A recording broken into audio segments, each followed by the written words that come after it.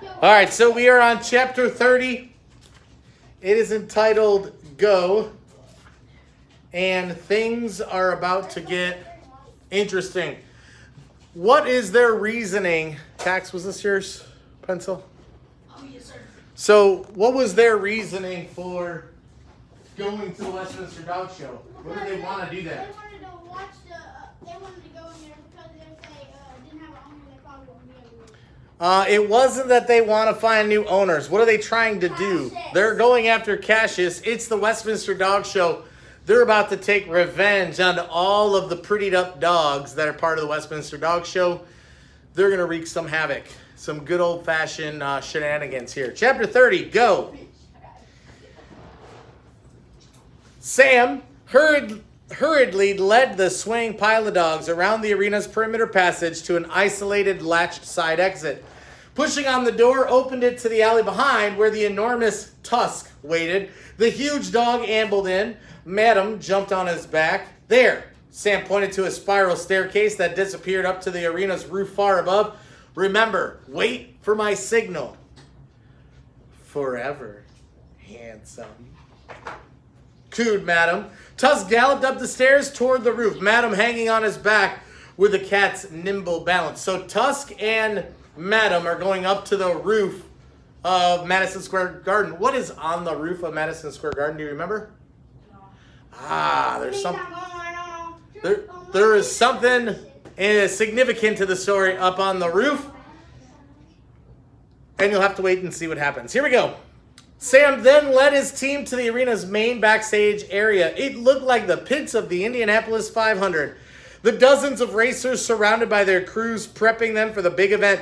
But instead of engines being tuned, it was fur being poofed. Nails polished and painted, teeth whitened, noses wiped, eyelashes curled, tails trimmed, breaths sweetened, and bottoms perfumed. Ew. The mutts below the fur coat peeked out, eyes wide and disbelieving. They simply had no idea that such creatures existed outside of legend. Look, said Old Blue, her voice hushed in awe. Never have these unwanted mutts imagined that any dogs could receive so much slavish, smothering, all-consuming devotion from any human being. They mistook for love, and it only focused them on the task at hand. A blasted trumpet startled them. It was the signal for the grand procession of champions. The backstage exploded into a sudden flurry of action, and the dogs and their owners lined up to enter the main arena. The commandos found a hidden corner behind a support pillar and tumbled forth from the clothing. They moved to the curtain, and each poked out an unwiped nose to behold the extraordinary sight unfolding inside the cavernous Colosseum. Amidst the flashing camera bulbs, men and women led show dogs in a procession around the arena, circling a central area covered by a vast red carpet. Have you ever seen that before? On the dog show, Westminster Dog Show, they have the handlers with a leash, and they're running with the dog, and it's like a nice little jog, and they run around, and then they stop, and the dog sits perfectly and does all the things that a perfect dog would do. Amidst the flashing camera bulbs, men and women led the show dogs in a procession around the arena, circling the central area covered by a vast red carpet. The 100,000 people in the seats cheered and waved and thundered their approval or disapproval of the canine gladiators strutting before them as they prepared for their battle of beauty. Occasionally, one human would break from the procession and run to the arena's edge and raise his dog above his head before the mob and send them into spasms of hysteria, bewitched as they were by the animal's groomed glory. On and on this parade of dogs and people went, strutting and prancing and basking in the crowd's passionate roars. Sam scanned the dogs, desperately looking for the huge poodle whose scent even now filled his nostrils, just as its memory filled his thoughts and dreams. He would find Cassius, and he would kill him. Or die trying. The dogs and their owners returned backstage while another blast of trumpets announced the next vital stage in this day's event.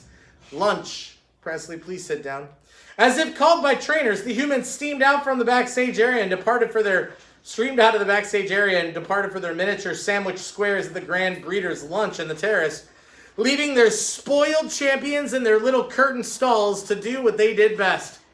Sleep. Sam whispered to his commandos, "Get going." His squad of saboteurs scampered off in all directions and got busy with paint, hair gel, super glue, hair dye, breakfast cereal, and in William Bug's case, hair clippers. A fluffy, furred, puffy white prize bichon from Paris snoozed on his grooming table, but awoke to a familiar noise. He sleepily looked up to see what he believed was an enormous hairy potato beetle hanging from the light post above him, with another tiny dog the size of a rodent wrapped in his tongue and dangling just over his body.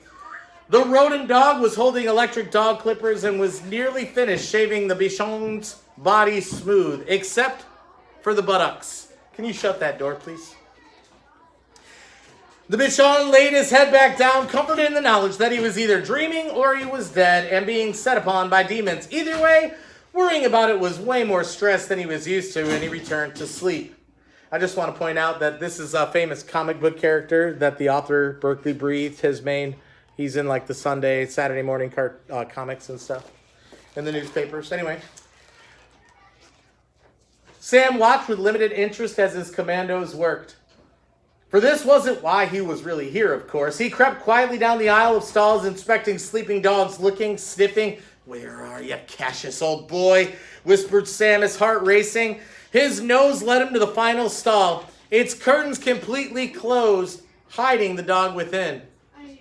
He stood poised, unmoving, like a bird dog pointed to its prey. Suddenly, he caught another familiar scent, and he knew this one, too, Mrs. Beaglehole. Sam smelled her dreadful perfume made of the feet of Turkish peahens. Suddenly, the curtains flew open and she appeared, chewing a chicken leg. Sam froze and stared up at her, staring down at him. Only a few feet away, the huge woman cocked her head and stopped chewing. "That beautiful dachshund looks familiar." They locked eyes. Sam didn't breathe. "Couldn't be," she said out loud to herself. You're dead." She never actually got a chance to say the word dead, for when she inhaled her mighty lungs to do so, she sucked the chicken leg into her gaping throat. Gasping at her neck, the choking woman stumbled backward and fell into a dog bathtub, splintering it into shards of fiberglass while wrenching an ankle, made weak from years of supporting more bulk than it was designed for. She belched out a shriek of pain, which shot the chicken leg forth from her mouth like a bazooka, hitting a Persian Pekingese in the pooper in the next stall, saving her life but forever traumatizing his. Sam thought it best to run, which he did, but before glimpsing the unmistakable puffs of Cassius's white, kinky fur as he lay slumbering on the table inside Cassius. There, so close, Sam's mind raced. At that moment, a TV news helicopter circled over the Madison Square Garden Arena, reporting on the dog show. "Hey, look at that," said the reporter, staring down at the building's roof during a break. "Look at what?" said the pilot. "Well, there's a skinny little mutt on the roof looking through the skylight.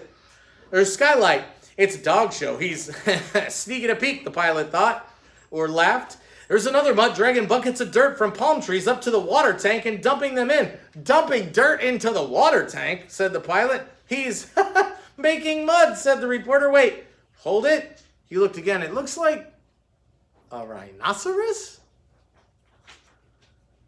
We'll stop there for today. They're making mud on the roof.